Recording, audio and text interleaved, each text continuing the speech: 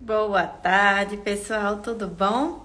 Vamos aqui para mais uma live. Hoje vamos falar sobre mais um artigo de ombro sobre ruptura do manguito rotador. Eu ia fazer essa live, na verdade, de 5h20, né? Uma hora mais cedo eu comecei por motivo de força maior aqui de organização.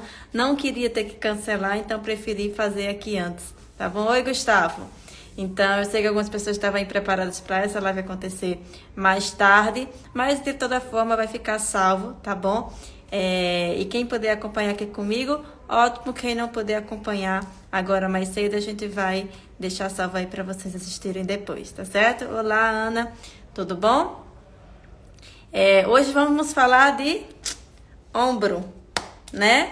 Trouxe um artigo bem recente, gente, um artigo de 2022, tá certo? Uma revisão sistemática e com meta-análise, onde ele compara a eficiência, né, da cirurgia entre a cirurgia e exercício nos pacientes que têm lesão do manguito rotador, daquelas mais severas, né, mais largas, maiores do que 5 centímetros, tá? Rupturas maiores do que 5 centímetros. E aí eu coloquei lá nos stories algumas perguntas, qual era mais eficiente, né?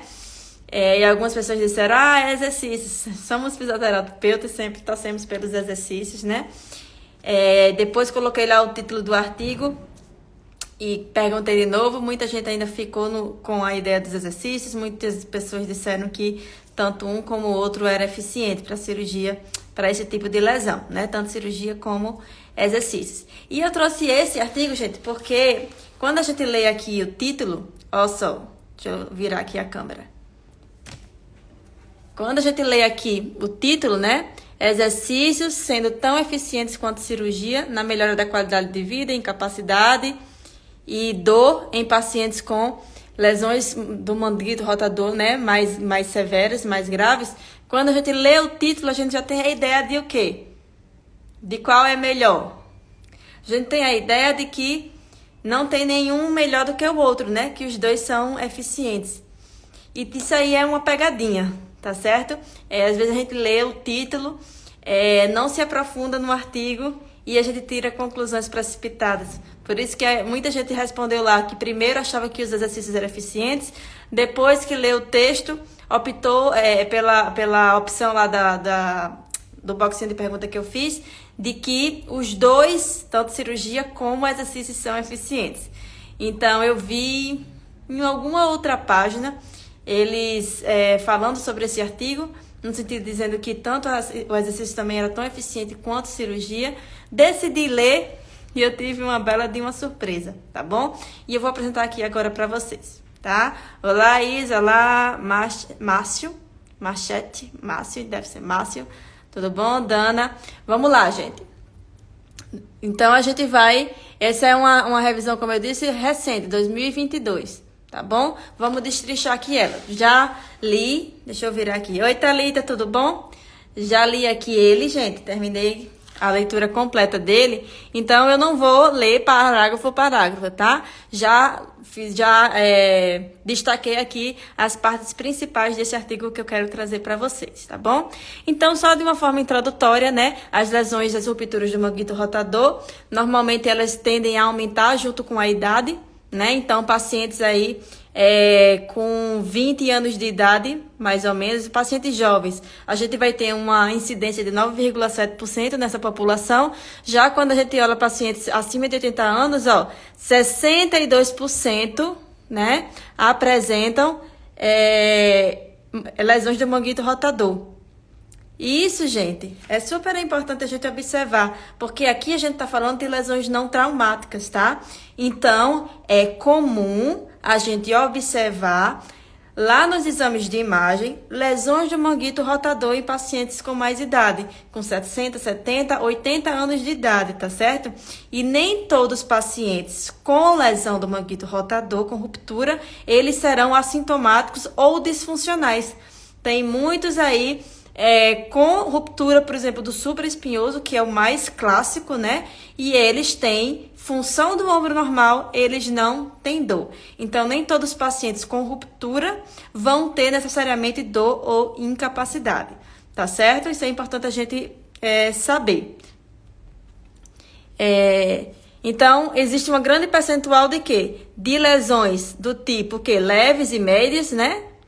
E essas lesões são o quê? Assintomáticas, olha aqui, assintomáticas, e elas a gente pode dizer que é algo normal relacionado às mudanças da idade, ou seja, resultado do envelhecimento, tá bom? Alto percentual de lesões, o quê?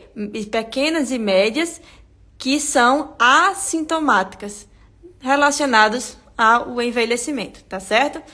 Em contrapartida, né, quando eu tenho pessoas com lesões mais graves, né, grandes e massivas, ou seja, lesões com ruptura maior do que 5 centímetros, tá certo? Envolvendo 2 ou mais tendões, ou seja, se tiver só um tendão, não necessariamente eu vou ter também algo muito preocupante, tá bom? Mas quando eu tenho mais de um tendão envolvido, né, esses pacientes, eles vão desenvolver sintomas como dor persistente, né, dor crônica no ombro, dor noturna, tá certo? É um outro sintoma bem comum. Obviamente, né, a dor quando eleva o braço na abdução do ombro e fraqueza também nos abdutores e rotadores externos do ombro, tá certo, gente? E só dando uma recapitulada aí breve, né, manguito rotador, os músculos estabilizadores do ombro, a gente vem aqui em 4, né, supra espinhoso, infraespinhoso, redondo menor e subescapular. Só aquela revisão bem básica de anatomia, tá bom? Músculos estabilizadores do ombro. Vamos voltar lá. E os fatores de risco para essas pessoas, o que? Desenvolverem essas lesões mais graves é o que? Justamente ser mais idoso, né? De idade maior que 60 anos, predispõe mais a esse tipo de lesão mais grave, vamos dizer assim. Braço dominante, que normalmente é o braço que se utiliza mais também, né? A maior IMC, então pessoas que têm IMC alto também são mais propensas a desenvolver. Fumantes, hipertensos e diabéticos, né? E esses fatores de risco, se a gente falar aqui e combinar eles, a gente vai ver que são o quê? Um grupo de pessoas, né? Fumantes, hipertensos, diabéticos, maiores de 60 anos de idade, alto IMC. São pessoas que normalmente têm um baixo nível de atividade física, se movimentam pouco. Então, já é de se esperar que quanto menos condicionado a pessoa mais chances dela desenvolver, por exemplo, uma ruptura mais grave, ela vai ter. E a gente sabe que o fumo, por exemplo, e a diabetes são duas condições que nos predispõem, que aumenta muito a chance da gente desenvolver, por exemplo, rupturas, porque a gente enfraquece os tecidos, né? A gente diminui, por exemplo, a capacidade de cicatrização, a gente envelhece, resseca esses tecidos, então isso predispõe as pessoas também desse grupo aí a desenvolver tais problemas, tá certo? Vamos lá. Então, as formas de tratamento para esse tipo de lesões mais massivas, elas variam bem, tá certo? E não existe ainda, assim, nenhum estudo, nenhuma evidência de maior qualidade que mostre que represente o melhor tratamento para isso. A gente ainda não tem, por isso também que foi feito, eles decidiram fazer essa revisão aqui, tá? O tratamento ele pode variar tanto de cirúrgico como não cirúrgico, conservador, né, como a fisioterapia. E dentre o tratamento conservador, normalmente a gente realiza o quê? Alongamento, fortalecimento dos músculos do ombro, né? Correções posturais e exercícios para ADM, né? De mobilidade, para ganho de amplitude de movimento. Esses são as principais intervenções. E quando essas intervenções elas não conseguem trazer resultados num período aí de 12 semanas, ou seja, se em 3 meses de uma fisioterapia bem feita não houver resultado de melhora, então esses pacientes tendem a o quê? Ir para a cirurgia, tá certo? Eles normalmente, a gente tenta primeiro o tratamento conservador por 3 meses, sem resultado, a gente, junto com a equipe médica, junto com o paciente, toma a decisão se vai ou não fazer essa cirurgia, tá certo? Ele fala aqui que normalmente os pacientes que vão para a cirurgia e têm mais sucesso são os pacientes aqui, ó, que tem o quê? Lesões menores e pacientes mais jovens, ou seja, o quadro é menos complicado. Quando vem para cirurgias de lesões maiores, massivas, que ele coloca aqui como essa sigla bem grande, LMR-CTTS, tá certo? Normalmente ele já tem uma menor chance também de ter sucesso na cirurgia, por conta do quê? Do pobre estado do tecido, né? A cura do tecido, a cicatrização do tecido operado, ele vai ser mais difícil, tá certo? E também a própria idade, né? O aumento da idade, a qualidade do tecido já não é a mesma, a habilidade do corpo se se reparar, se cicatrizar, não é a mesma. Então, esses pacientes tendem a ter menos sucesso, tá? Então, por isso que eu falo aqui, ó, desfechos menos favoráveis na cirurgia, também para esses pacientes e para aqueles que apresentam retração do tendão, né, em direção à fossa glenoidal, ou seja, quanto maior o distanciamento entre as partes rompidas, né, menor também as chances da gente ter um bom sucesso na cirurgia, tá? Quanto maior essa distância aqui. Entre as partes rompidas, tá? E também, se eu tenho um paciente que tem um tecido com um tecido, por exemplo, intramuscular, né? Muscular, com muito depósito de gordura dentro do tecido, e isso também gera uma baixa cicatrização, uma cicatrização ruim, dificultando também esse pós-cirúrgico aí, essa recuperação pós-cirurgia, tá certo?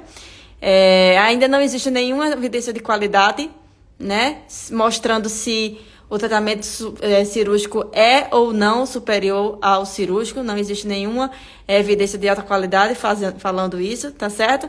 Mas existe alguns estudos, relatos de caso, né, que se a gente for olhar na pirâmide lá de evidências, eles estão numa categoria bem inferior, né? Não é algo que a gente use assim substancialmente. Alguns relatos de caso mostraram aí que exercícios progressivos por 3 meses ajudam esses pacientes mais idosos aí a recuperar o seu nível pré-lesão, né? Em relação à função. Eles melhoram a função no nível pré-lesão com exercícios progressivos aí dentro de 3 meses, tá certo? Uma revisão sistemática mais recente de Shept focou justamente nos componentes do tratamento não cirúrgico e baseados em evidências nível 3 e 4, que também não são evidências muito altas assim, né? Protocolos de tratamento que envolvem fisioterapia supervisionada, ou seja, dentro da clínica, né? Por 12 semanas ou mais. Eles tendem a focar esse protocolo de tratamento em quê? Em exercícios na posição supina, né, deitado de barriga para cima, e eles vão progredindo para a posição em pé, junto com o uso de analgésico se for necessário. Isso aqui é o que ele descreve também como exercícios progressivos, né? Começa mais fácil e vai, obviamente, progredindo para o mais difícil. Tá certo, gente? Então, é importante aqui salientar que ainda não existe nenhum programa padrão ouro, nenhum programa referência de exercício no tratamento desses pacientes ainda disponíveis, ainda não existe, tá? Então, o objetivo foi justamente tentar na literatura, achar se a gente tinha algum padrão, vamos dizer assim, né? E também fazer uma síntese das evidências em relação à eficácia dos exercícios comparada a outras intervenções ou a grupos controles em desfechos funcionais e clínicos, como dor, função e qualidade de vida em adultos com esse tipo de ruptura do manguito rotador mais massiva, mais severa. Tá certo, gente? Então, por aí a gente já começou a observar o quê? Que parece que na literatura não tem muita coisa ainda falando sobre isso aí. Por isso que eles decidiram fazer essa revisão, tá? Eles incluíram aí apenas estudos randomizados ou quase randomizados, né? Ensaios clínicos randomizados ou quase randomizados, tá certo? Com pacientes com idade maiores que 18 anos, né? Então, pegou aí desde o jovem até o idoso, tá certo? Que tinham esse diagnóstico aí de ruptura do tendão mais massiva, tá certo? Em pelo menos 2 tendões.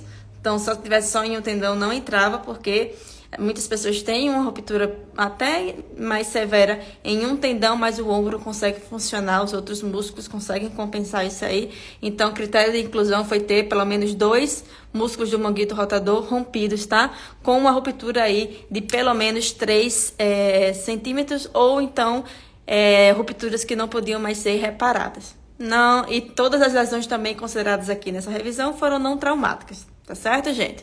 Só para dar uma ideia aí para vocês, ele traz essa tabelinha aqui, dos critérios de inclusão, tá? E as intervenções avaliadas foram exercícios para o ombro, tá? Qualquer tipo de exercícios para o ombro, tanto exercícios realizados sozinho, como parte de alguma abordagem multimodal ativa, né? Eu poderia ter combinado também aí com outras modalidades, tá certo? Eu poderia combinar com ultrassom, como vai ter, como qualquer outra intervenção, tá bom? Desde que tenha incluído também os exercícios, tá? E que o grupo controle também seja tratado com as mesmas outras modalidades, para ficar equivalente, né? Então, eu poderia ter um grupo só com ultrassom, por exemplo, e o outro grupo tinha que ter ultrassom mais os exercícios para poder fazer essa comparação e saber realmente o quanto foi de eficiência dos exercícios. E normalmente foram comparados com o quê? Com outras intervenções não cirúrgicas, né? Tratamento passivo, vamos dizer assim, e com cirurgia, enfim. Então, gente, aqui nos resultados, eles mostraram o quê? Que só conseguiram achar um total de 5 estudos. Gente, 5 estudos só, tá? É muito pouco nessa revisão aí. E, além disso, os estudos, eles não eram tão legais assim. Então, quando a gente vem aqui, ó, mais para baixo, aqui são os estudos, tá? Aqui, por exemplo, ó, quando ele vem aqui para o risco de viés da Cochrane, tem até alguns estudos com baixo risco de viés, né? -1, só um que teve alto risco de viés. Porém, a qualidade da evidência, ela é muito baixa. Não tem nenhum aqui alto. Ou seja, isso significa que os resultados desse estudo, a maioria não são confiáveis. Tá certo? Eles podem ter um desfecho completamente diferente. Pelas limitações que os estudos, por exemplo, que os estudos apresentaram, por exemplo, tá? Então, eu não consigo ter aí essa evidência de qualidade, ó.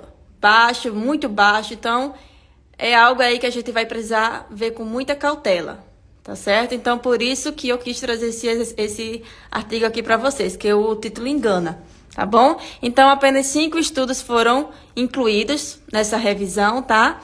Foi um total de 297 participantes, a média de idade aqui, ó, de 66,7, né, comprovando que a maioria das pessoas que têm esse tipo de lesão são pessoas mais idosas, e também 55% da amostra era composta por homens, tá certo? 3 estudos, avaliaram os exercícios comparado com outras intervenções conservadoras, e 2 avaliaram comparando exercícios com cirurgia. No desfecho de dor, olha só aí o que ele traz. O que é que esses estudos mostraram? Exercício ou cirurgia? Melhora ou não melhora? Nesses estudos aqui, ó, 2 estudos mostraram que... Deixa eu ampliar aqui para vocês poderem enxergar, né? Mostraram que todos os 2 grupos melhoraram da dor em 2 e 3 meses, mas não houve diferença entre o grupo experimental e o grupo controle, ou seja, tanto o grupo com exercícios como o grupo sem exercícios melhorou. Porém, esse primeiro estudo aqui, gente, ele é um estudo bem ruinzinho, tá certo? Foi aquele estudo ali com alto risco de viés, então não é um estudo que a gente pode considerar, tá bom? E esse outro aqui, ele comparou, ó, o de Chris Schack, né? Ele comparou o quê? Exercícios feitos em casa com exercícios supervisionados. E mostrando também aí que, na verdade, quando eu abri esse artigo para ler ele também, que as pessoas que realizaram os exercícios em casa, elas relataram, vamos dizer assim, melhor percepção, né? Percepção própria, autopercepção, do que os pacientes com exercícios supervisionados. O problema é que esses exercícios supervisionados aqui, cada paciente teve, por exemplo, 1, 2, 3, não lembro certo quanto o número de profissionais, mas foram os profissionais que decidiram quais seriam os exercícios. Então, não tem registro de quais foram os exercícios realizados e nem teve uma padronização. Tá? Então, um paciente do grupo supervisionado recebeu um tipo de tratamento, o outro paciente recebeu outro tipo de exercícios, então não teve uma padronização, o que isso faz com que o estudo ele seja visto com menos qualidade. Então, a gente tem aqui, né, 2 estudos falando sobre a melhora da dor, mas os 2 estudos eles têm um nível de confiabilidade um pouquinho baixa, por essa falta de controle, né? Controle principalmente da descrição dos exercícios. Não ficou claro, tá bom? E 3 estudos também observaram que não houve diferença entre os grupos controles experimentais, ou seja, quem fez exercício com quem não fez exercício, no período de 6 meses. Então, todo mundo, vamos dizer assim, meio que melhorou, tá certo? Em 2, 3 e 6 meses. Já em 12 meses, 3 estudos também mostraram o quê? Uma diferença significativa, mas em favor do grupo controle comparado ao grupo experimental, tá certo? Mas só que desses estudos aqui, ó, esse Ashworth é o que é de alto risco de viés, então a gente não pode considerar bem. E o único melhorzinho foi esse Musmeyer aqui, que comparou exercícios com cirurgia. E o grupo com cirurgia teve, segundo esse estudo aqui, melhores resultados. Inclusive porque, não lembro aqui o percentual exato, já ele fala lá, mas muitos do grupo de exercícios teve que ir para a cirurgia no final das contas, tá bom? Então, a gente tem aqui um resultado que a gente tem que ter muita cautela quando a gente interpreta pela qualidade dos estudos, tá certo? Os estudos não são confiáveis. Olha aqui. A confiabilidade das evidências foram muito baixas para todos os 3 tempos avaliados, né? 3 meses, 6 meses e 12 meses. Então, a gente não pode abrir a boca cheia de dizer que os exercícios são mais eficientes, nem que a cirurgia é mais eficiente, tá certo? Porque a gente não tem dados suficientes para isso. A gente vai ter alguns pacientes que podem apresentar melhora, assim, e a gente vai ter pacientes que vão ter que ir para a cirurgia. Então, a gente não tem evidência que suporte nem os benefícios dos exercícios e também, assim, a cirurgia ela é ainda meio duvidosa do quanto isso vai trazer de benefício real para o paciente. Não tem estudo, simplesmente assim, mostrando superioridade nem de um nem de outro, tá certo? Já em relação aqui à amplitude de movimento, que 2 estudos também não mostraram diferença na ADM de flexão, tá? E 3 estudos também não mostraram nenhuma diferença nesse período aqui, nem de 6 meses, nem de 3 meses para flexão do ombro. Então, os exercícios também não mostraram ser eficientes, vamos dizer assim, na melhora da ADM. Repetindo, gente, estudos com qualidade muito ruim nesse sentido, tá certo? Faltando aí, tendo muitas limitações, faltando aí detalhes dos exercícios, enfim, não foi bem feito, né?